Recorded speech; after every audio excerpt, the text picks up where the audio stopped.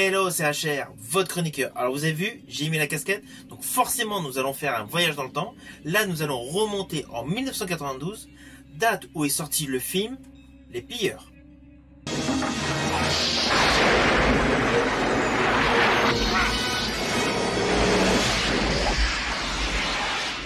Alors ce film, Les Pilleurs, est un film de Walter Hill.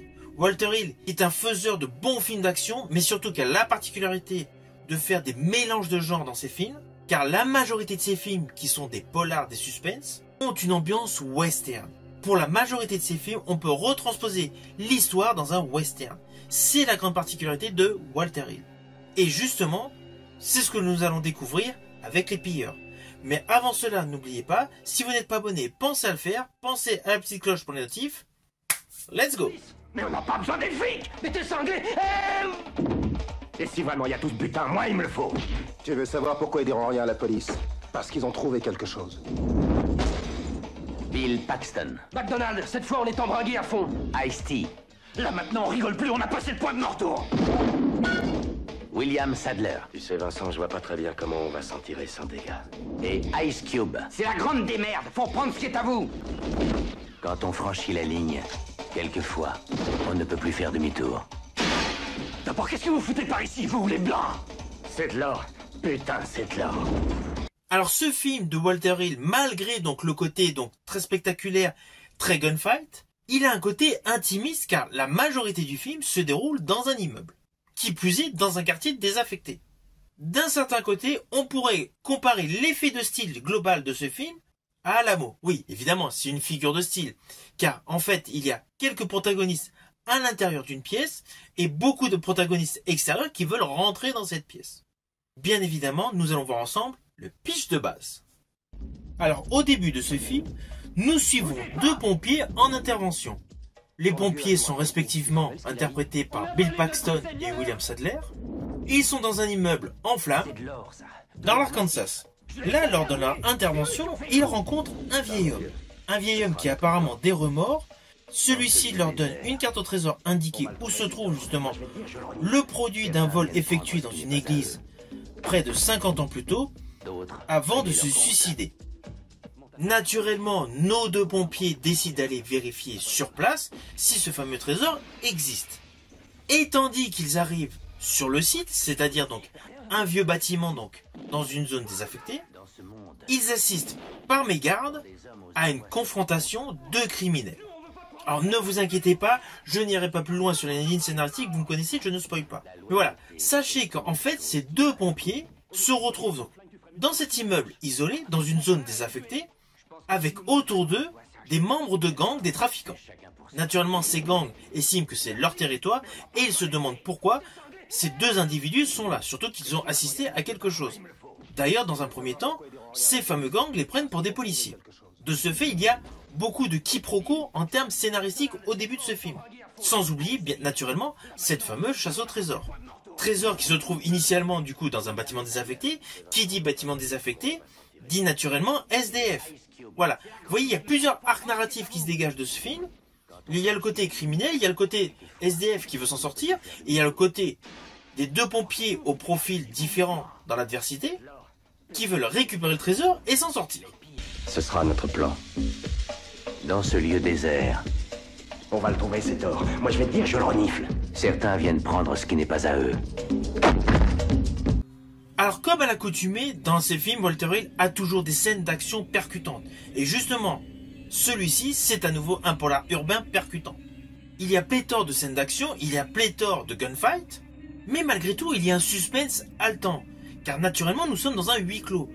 Ainsi, Walter Hill a mélangé plusieurs styles, le côté donc polar, le côté huis clos, et naturellement, son style de prédilection, le western. De ce fait, dans ce film, il y a une ombre qui plane. Cette ombre n'est autre que le registre du western. Une fois que vous avez vu ce film, vous serez forcé de constater que toute cette histoire, la totalité de cette histoire, aurait très bien pu se retransposer dans une ville du Far West. Alors, en dehors des effets visuels, des explosions et des coups de fusil, car oui, les méchants dans le film ont de l'artillerie lourde, il y a des détails qui confèrent au film certains plans mémorables. Je pense notamment, il y a un individu dans le film qui porte des chaussures avec des pointes en dessous. C'est un détail anodin, mais c'est un détail qui assure une particularité pour certains plans séquences. Par ailleurs, à la suite du déroulé de l'histoire, vous allez vous apercevoir qu'il y a des twists, des retournements de situation. Il est évident que la loyauté ne fait pas partie de beaucoup de criminels qui sont dans ce film. Du coup, cela rajoute du suspense en plus et également des scènes d'action. Alors, outre le fait de toutes les scènes d'action et du huis clos, il ne faut pas oublier que l'histoire de ce film a été écrite par le tandem Bob Gale et Robert Zemeckis, les créateurs de la trilogie Retour vers le futur. Oui, c'est un style qui n'a rien à voir, vous allez me dire. Mais cela démontre une qualité scénaristique. Ce film n'est certes pas le meilleur des films de Walter Hill, mais ce film a un scénario solide. Et du coup, toutes les lignes de dialogue, toutes les lignes de script sont bonnes. Et c'est pour cela que le suspense va vous tenir en haleine jusqu'au final. Alors toujours côté mise en scène, il y a certains styles de cadrage qui vont vous rappeler une époque du cinéma qui n'existe plus. Il y a beaucoup de séquences qui sont tournées avec une caméra légèrement oblique pour incliner l'image. Il y a des cadrages visuels pour présenter une chute, c'est vraiment typique de ces années-là. D'ailleurs, l'une des séquences où un homme passe à travers des vitres fait aisément penser au même style de scène dans le film de Stephen Hopkins, Predator 2. Danny Glover, Gary Busey, Ruben Blades, Maria Conchita Alonso, Bill Paxton. Predator 2. Predator 2 d'ailleurs qui avait comme interprète Bill Paxton qui est également dans ce film, Les Pilleurs, en plus en premier rôle. Autant on retrouve le style de réalisation de l'époque, mais on retrouve également des acteurs que l'on voyait un peu partout à l'époque. Et justement, ce casting composé de Bill Paxton, William Sadler, Ice Cube, Ice-T, c'était totalement innovant de tous les regrouper dans ce film pour un huis clos survolté.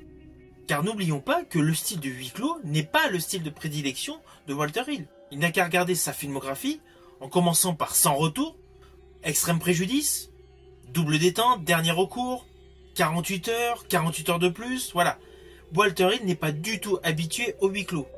Cependant, pour tous les aficionados de la filmographie de Walter Hill, ce film Les Plieurs est davantage dans le même style, le même registre, et surtout par rapport à certaines séquences d'action, au film de Walter Hill que j'apprécie particulièrement, avec Mickey Rourke, Johnny Bell Gull.